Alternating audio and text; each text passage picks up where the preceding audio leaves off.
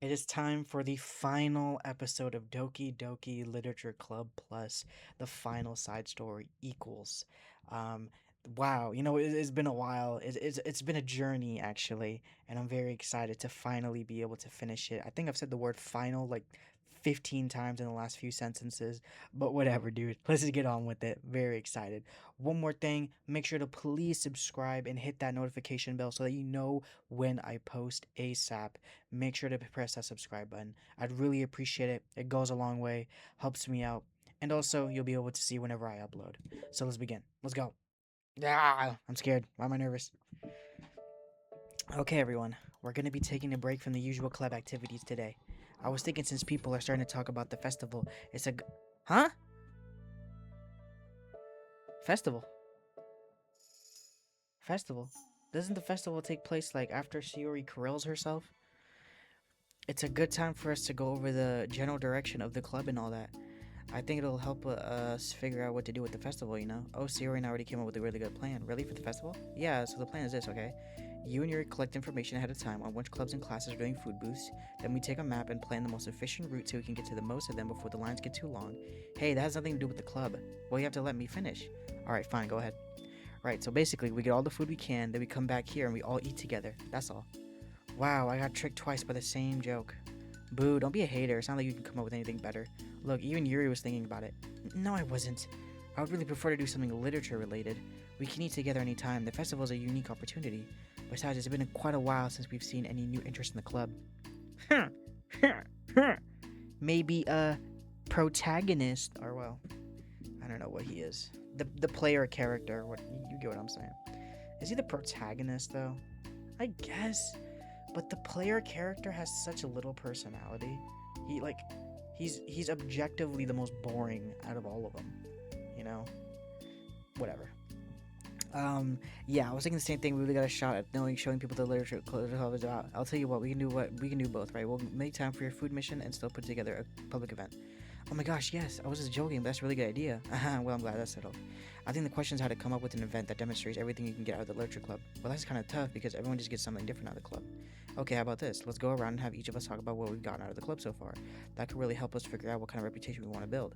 Yeah, that's too embarrassing. But you have so much to talk about. That's exactly why, and I'm sure Natsuki feels the same way. Well, maybe, but I didn't plan on arguing against it or anything. I mean, it's the literature club. We talk about that stuff together, right? And the only way to get more comfortable with this is suck it up and do it. Oh, you're not wrong. I'm sorry for being resistant. It's not good to say suck it up because it sounds like their feelings don't matter. Right, my bad. It's just a habit I need a break. Well, anyway, who's gonna start? I'll start. I was the first one to join after all. Wouldn't that be me? No, I wanna go first. Fine, fine. You can start. I don't mind. Yay. Well, she was technically the first one to join. Monica didn't join the club. She created it. So yes, Sayori is actually correct. She was the first to join.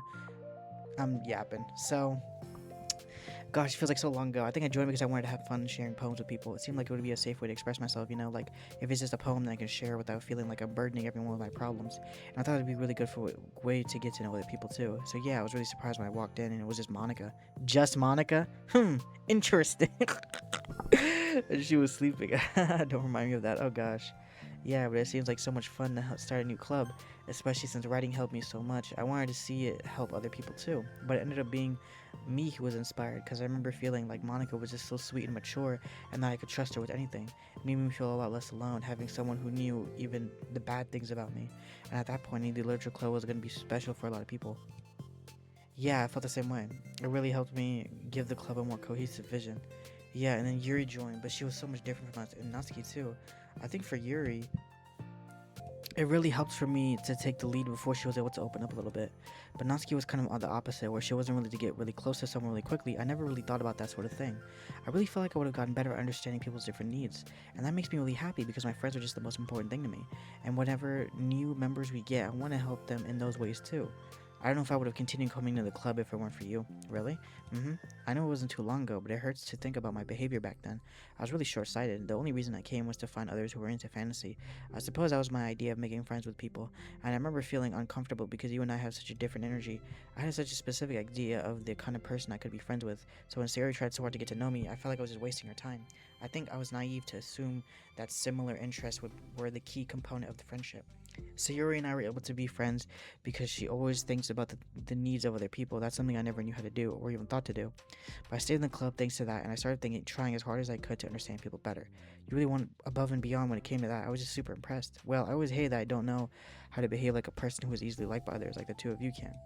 And because of that, I spent so much time thinking about about my own behavior and all the wrong things I said. But the whole time, I should have been thinking about other people instead, not myself. Once I started doing that, I was able to make friends with everyone else. Oh, also, I discovered that sometimes I'm a better communicator when I take the time to write rather than speak. It's so strange to think the way things turned out is so far different from anything I would have ever expected. But I'm happy. I suppose we don't know what we really need.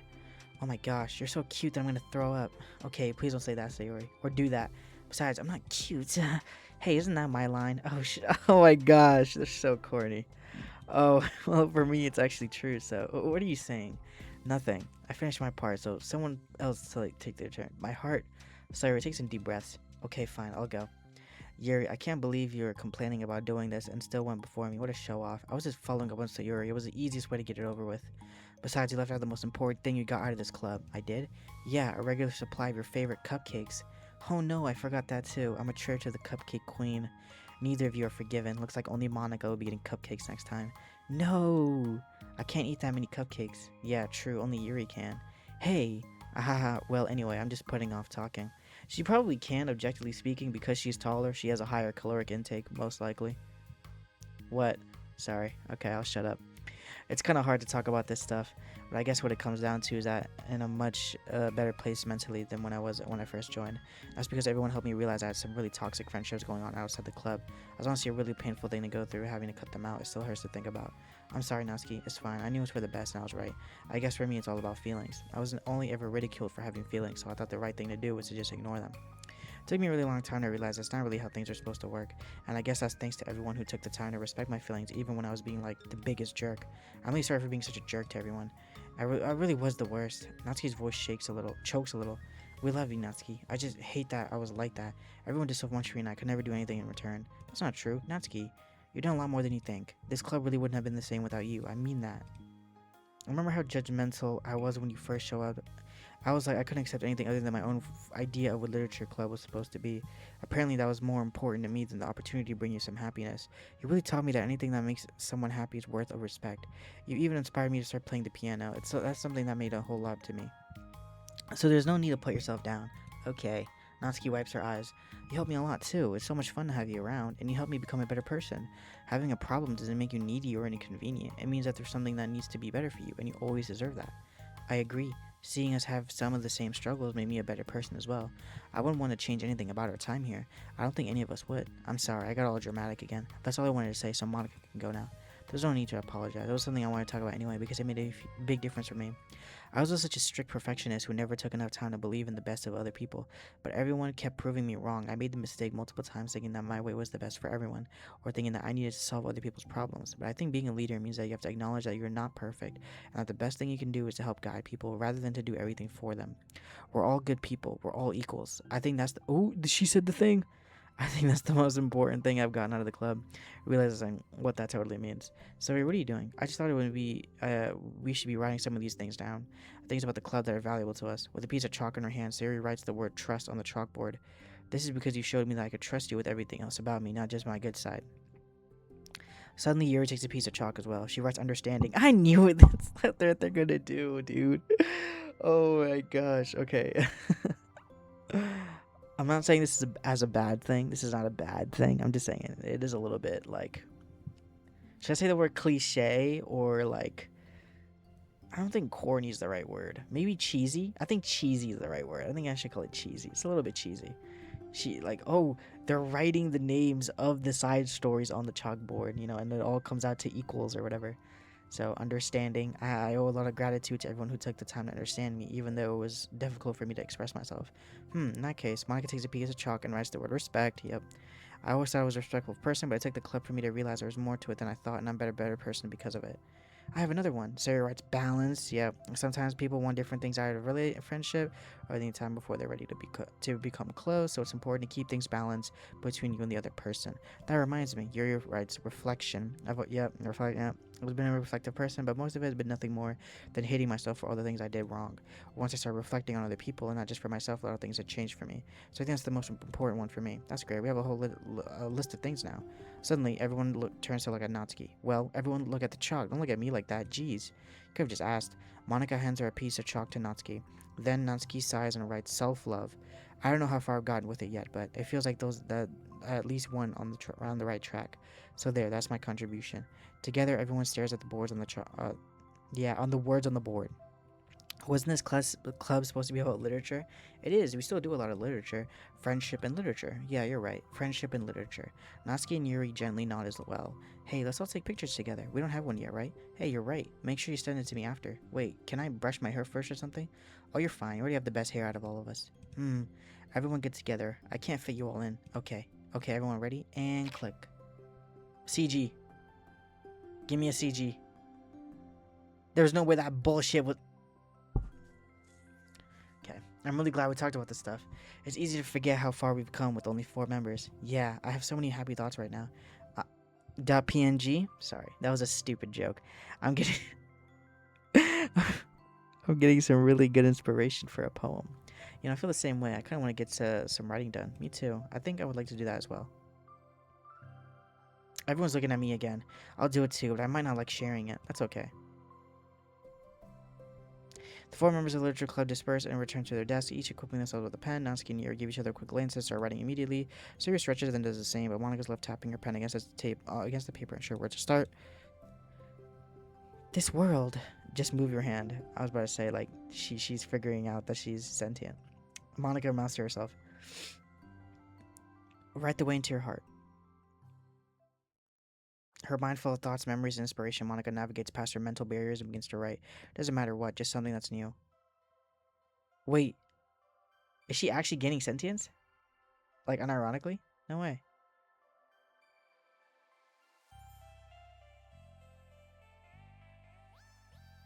Oh my gosh. That's it? That was it! That was like 5... that was like 5 seconds! Wait, what?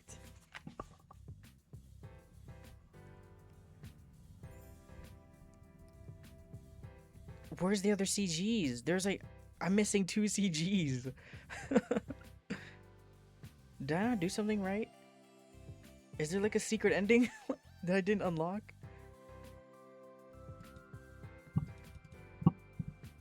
What? Maybe there's like a post-credit scene or something. I don't even know what to call it. What would I call it? A post-credit scene. What? I'm gonna keep the wiki open just in case. I'm opening it. Okay, I have the wiki open. I'm not gonna look at anything just in case if there is like more. Dude, that was like 12 minutes. So is that how Monica gained sentience? Maybe the post-credit scene, whatever. I don't even know. It's supposed to be like... Okay, you can't even skip this credits. Maybe like the post is supposed to be like... Wait a minute. None of this is real. Like, she opens her eyes. None of this is real. But you are, aren't you? Then she like looks at me, right? And then... Oh, dude, I'm just yapping. I'm actually just yapping. Like, just yapping. Oh, goodness. Okay. Okay, just in case if it isn't... Just in case if this is genuinely it. I did enjoy this quite a bit. I think this was pretty cute. I like this a lot. I will say I was more interested in it for the lore than I was for, like, the actual content itself. Yeah, no problem. Yeah, you're welcome.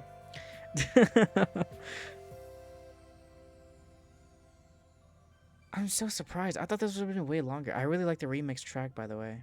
Really like the remix track. That was so good. This is the CG. This is the picture they took. Look, this is the picture that they took. Oh, look at that. That's so wholesome. That's that's actually it. Dude, wait, what? Oh, here's another CG. Oh, it's the big silly. That's cute. That's really adorable. I like that. Okay. We have We didn't unlock all the mail. We didn't unlock all the mail.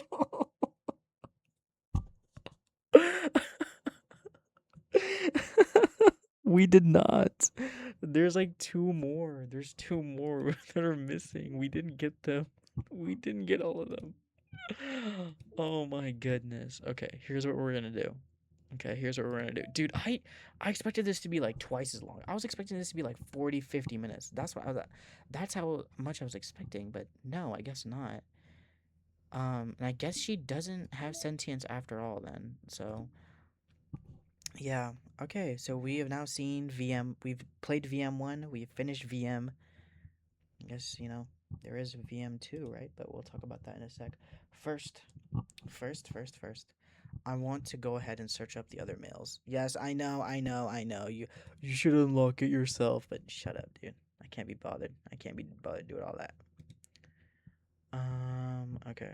We're going to go to we're going to start off with the December 1st mail and then just work our way down. So, I'll have the wiki open for just the two mails that we did not unlock, and then we'll just read the rest on the game. So, I have the wiki open right now. Hold on, let me open this image in a new tab, and let me open this image also in a new tab. Okay, so here is the first one. All right, let's do window capture. Boom. Great. And great. Okay, let's begin. Okay, so December 1st, 2019. Paula Minor. Subject. Let's move on. We need to have a meeting about shifting our focus a little bit. We reset VM1 how many times now? Okay, so that's DDLC, okay? The classic, right? For real, we've definitely collected as much data as we could from it at this point. We just need to work with what we have and try to increase the stability of our connection to VM2.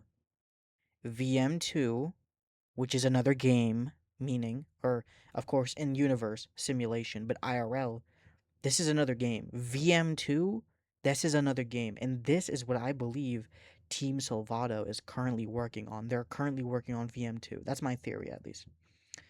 Okay.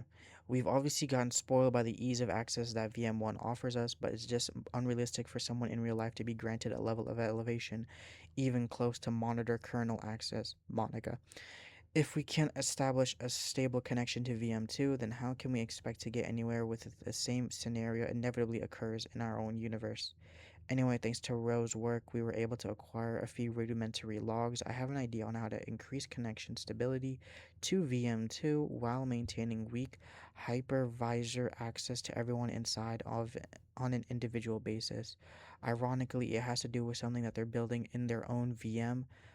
I'll go into detail in a more formal report, but some of the log files indicate attempts of theirs to pull together the access potential of multiple individuals into a single parallel point. What the hell does any of this mean?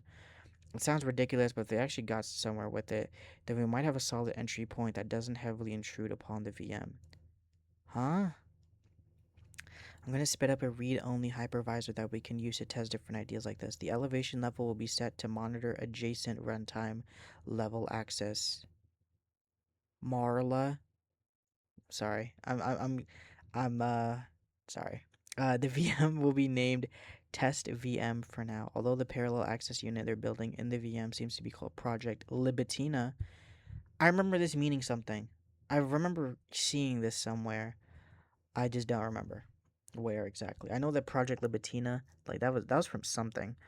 DDSC obviously. I think it was like from like one of the files or like it has something to do with Yuri's book. It was something like that. So nice to know that we're getting a little connection there. According to the few logs we have, we could change the name once we actually get a decent picture of it. What does this even mean, though? I'm confused. We just need to work with what we have and try to increase the stability of our connection. If you can't establish the connection, have an idea on how to increase connection is okay. I really don't know. Okay. I made some. Okay, this is December 2nd by Roteether. All right, Roteether. What you got? Binary data in VM2. I made some new headway with VM2. Don't get too excited. It's still impossible to establish any kind of stable connection I think that's basically a meta way of saying, hey, we've actually worked on our next game, but once again, don't get excited. It's still going to be a minute. However, keep in mind, this was released back in like 2021. Okay, so it's been a minute. So, you know. And I'm also just saying that next year is the 10-year anniversary of Doki Doki Literature Club. DDLC turns 10 years next year. Maybe we'll see an announcement for this new game then, maybe. Anyways, it occurred to me that I could at least run a memory dump through some pattern analysis routines to see if we can decipher any digital data from their VM. I didn't want to hog all the server time on a hunch, but I have some preliminary results that indicate the presence of a binary computer systems. Based on this, I'm going to schedule 3 days of server time next week to isolate any chunks of memory that appear to be binary data. If successful, we'll definitely be able to find some encoded text and get our first tiny glimpse of VM2. Don't mind me though, just keep going nuts on VM1 and hopefully we'll have more to share soon. First tiny glimpse of VM2? Being what exactly? Like what? Okay. Um Once again, I don't know if this is like a meta thing like or what, but okay. It seems like yeah. Once again, I feel like it's just they're clearly working on it.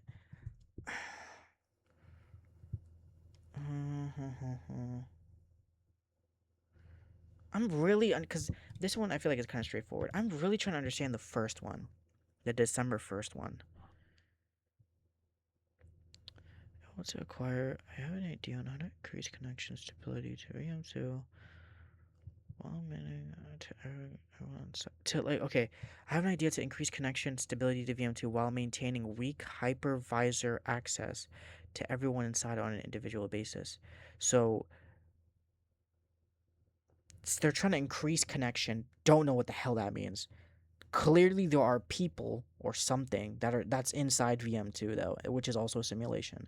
So there's people in there, and Paula is trying to maintain hypervisor access. So like I guess like to like like a just keep an eye on them, whatever it is. Ironically, it has to do with something that they're building in their own VM. Are the people in the simulation making their own simulation, which is inside of a simulation? What the? Oh my god! Do you guys remember that one Rick and Morty episode? Like, that's what this is all like, dude. I don't understand.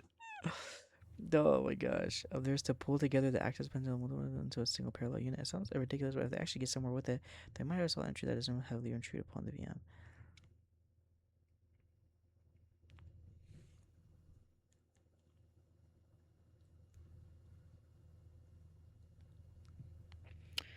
Test VM. What is test VM? Is that is that the side stories? I don't think so though. I'm pretty sure side stories is just called VM though, right? I'm pretty sure side stories is just VM. That's it. Not VM1, VM2, or not even test VM. So it seems like there's four different VMs. We have VM1, which is the regular DDLC. We have VM, which is the side stories. We have VM2, which we don't know, and then test VM, which we also don't know. Although the parallel access, excuse me, in the VM seems to be okay, and then they're making another virtual machine inside the VM. Inside VM2, they're making another VM, and this VM is called Project Libitina, which we know from the book, the Yuri's book, or something like that. Okay, so there's that. Made some new headway with VM2. Don't get excited. It's just, okay. Okay, the connection is not stable. Okay, so they're trying to find out what exactly is in their VM. So primary, let's see to isolate any chunks of memory. Okay, so they're trying to figure out what's going on in there. They can't really see exactly because I guess the connection is trash. But okay, okay, okay. I think I get it. Okay, I think I get it now. All right. We can close this and now go here, go into the mail, and now we can read the rest in game because of course I obviously have the rest. Okay. December 3rd by Ravi Rasso. Okay, issues caused by unprotected memory. Has anyone evaluated the side effects that might be caused by sharing a memory pool between multiple VMs rather than allocating them separately? I'm looking at some of the files VM1 is generating and I'm finding some information that definitely shouldn't be there. I'm looking at the files of VM1. Maybe like some of like the creepy stuff that's been in there, like the happy thoughts.png, things like that. I haven't seen any evidence that this is actually affecting the inside of the VM itself, so I don't think it's a priority, but it's definitely worth noting. But my best guess is that the VM memory being freed from VM2 isn't getting zeroed out, which technically gives VM1 access to it. All the info I have will go into the issue tracker, but I wanted to check if anyone else has noticed something along these lines. Interesting. So VM1 DDLC Monica is somehow in DDLC, the original game, and in this one right here, this. Somehow, some way, Monica seems to have been able to access the stuff from the other simulation, VM2. She's gotten access to it, and that's why obviously they're not in here right now because I've maxed out my game, but that's why every now and then like there'd be like some files or whatever from Monica or like some of the weird files or like happy thoughts PNG or other things like that that she seemed to have gotten from VM2. Okay. All right. Right now we've already read all these, but with the context that we now have, let's actually go through them again. RE ethics from once again Paula Minor.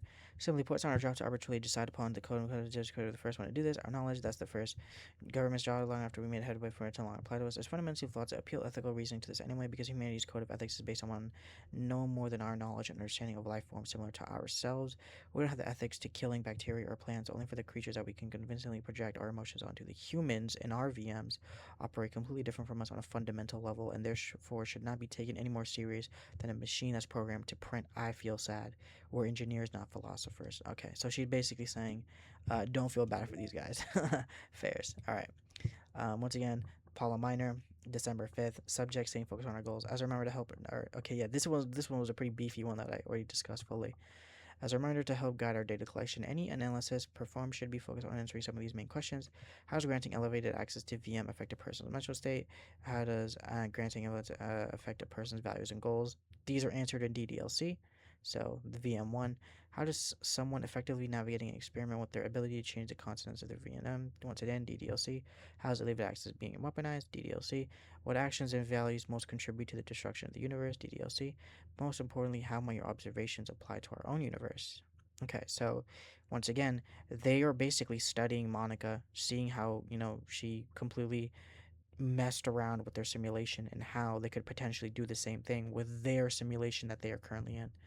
Bonus, how can we present this to upper management as an operation that benefits the company? Underrated note, whoever changed the color scheme of the desktop to pink, can you please change it back? It's unprofessional and it runs the risk of drawing eyes. What if it was Monica who did that? What? I just realized. What if Monica did that? What if she somehow Monica's gonna escape? Okay, I'm I'm tweaking out. Okay, I've Laster, OMG. For December 6th. Okay, who's responsible for creating a Twitter account for Monica? Okay, yeah, this is the Twitter. I think it's hilarious, but for God's sakes, don't tell Paula how it will get forwarded in a microsecond. Are you just relating her tweets manually, or did you code some kind of pass-through layer to the automated based on the context of the tweets? Example: not screaming for help. I assume they're coming from the control simulation. So yeah. Okay, parasy. Having run the control simulation for a while, it's evident that a certain character is missing from any mention or appearance.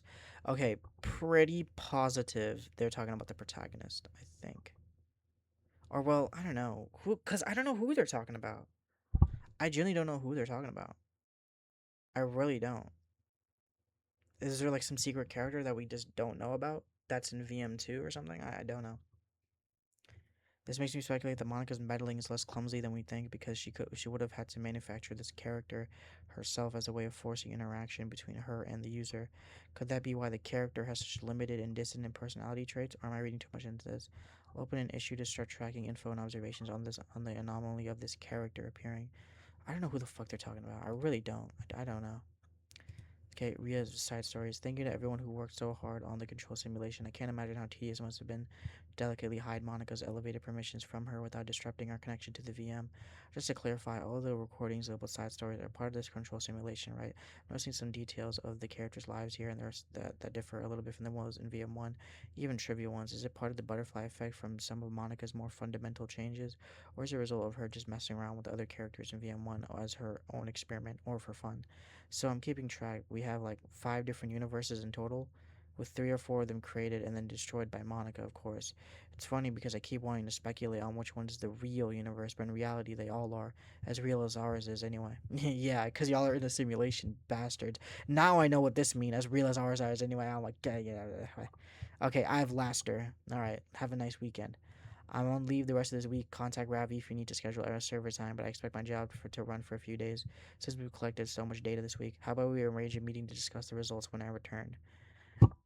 When is this guy gonna return? I do not know. But yeah, I guess that's it, I guess. Okay. Okay. Excuse me. Theories. Genuine theories. No more trolling. Let's actually talk theories. Well, I don't know, dude. I really don't know. I'm thinking potentially. Golly, that's so much to track.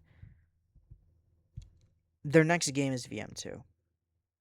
If we go onto the Team Salvato website, which I'm gonna pull up right now, I'm gonna pull up their website because I've actually been on their website every now and then. I actually have been checking out their website. How do I? Okay, yeah. Oops, this is way too zoomed in. Zoom out a little bit. Okay, right here you can see their games, which is obviously currently only DDLC. Okay, you have DDLC, and oh yeah, you also have DDLC plus. Okay, you have Magicore Anomala. I don't think this is VM2. I think this is just completely something that Dan Salvato himself is just working on, just to have fun. I don't think this is anything connected to like any of the DDLC stuff or like MES. None of it. I think this is completely its own thing. I think like Dan Salvato is just working on it for the love of the game. That's it. Okay. We have unrevealed project number 1. Dan Salvato will be announcing a new visual novel game sometime in the future, like DDLC. Okay. The game will weave unique interactive elements into the storytelling, although how it will do so is not yet revealed. Okay. I think this is VM2. I believe this is VM2. That's what I believe this is. I think this is VM2. Whatever this is, this new visual novel game, it will weave unique interactive elements. So you know how like in Doki Doki Literature Club, what made Doki Doki Literature Club stand out? Besides the major twist, what made DDLC stand out? What made it stand out was the fact that you had to go into the files of the game and mess around with things. And the game would also kind of mess around a little bit with its own files and stuff like that. You were encouraged to dig into the files and see what's actually going on there. You were encouraged to do that. That is what made DDLC stand out. Okay? And they incorporated that into the storytelling. This whatever this game is, it's going to do the same thing. Although how it will do so is not yet revealed. So it might not be the same exact thing, but the concept is the same thing. The concept is the same thing. There's going to be some weird ways to interact with the game, and it's going to be interesting. It's going to be like cool, whatever, right? Um, what interests me the most probably is is that VM2 is stated to be a mid-level, or like it's like medium sized. Okay, VM1, which is DDLC, is stated to be small scale. Okay, so DDLC is a small scale game, okay, or a simulation. VM2 is supposed to be considered a medium scaled simulation. So and it might be kind of unfair for me to put my expectations there, but low key, if this is VM2, if what I'm looking at right here is VM2, I do sort of have the expectations of it being a bigger game than Doki Doki Literature Club. By bigger, I don't know if it's like if that means like longer or what, but like I guess in scope being a bigger game than DDLC. I'm expecting something a bit more, even more risky or even more boundary pushing than DDLC was, which already was pretty boundary pushing. So I don't know what they're gonna do. Honestly, it's pretty difficult. That's why I don't think they should do DDLC again. I don't think there should be like a DDLC 2 or something like that. I think what would be smart is if they just do another game that's not DDLC, but of course, it ties in with that is VM2. You know what I mean? That it is VM2 and all that. But we'll see. Especially because they're doing a visual novel. The fact that they're going back to the visual novel format, they're not like switching it up, like making like an RPG or something. Like they're going back to the visual novel format. Like they're definitely like the expectations for whatever they're gonna cook up next are gonna be much higher, objectively speaking. And then we have another one. DM Salvato's working on an exciting new project, but no information has yet been revealed. We don't know anything about this. I don't know what this is. Maybe it's VM2. I don't know. Maybe it's the VM inside of VM2. Maybe, I don't know. But yeah. So that's what it is. So whatever it is, though, I'll tell you guys this: 100% guaranteed. Whatever these guys drop, whatever Team Salvato drops, look, whatever these guys right here, okay, whatever these guys drop, I'm gonna be there day one. Okay, I'm gonna be there day one. Okay, there's not that many like, well, how do I say this? Like, there's not that many sort of like game companies or whatever that have like my trust 100%. Like I'm backing them 100%. But this is one of those companies, like Team Salvato. They have my backing 100%. I believe in them. I believe in whatever they're gonna cook up. I'm positive that whatever they'll cook up will be goaded. The same way I feel with Studio MDHR. The same way I feel with Toby Fox. I feel that way with these guys. So whatever they cook up, I'll be there, and so will you watching. Bye. I love you. Mwah.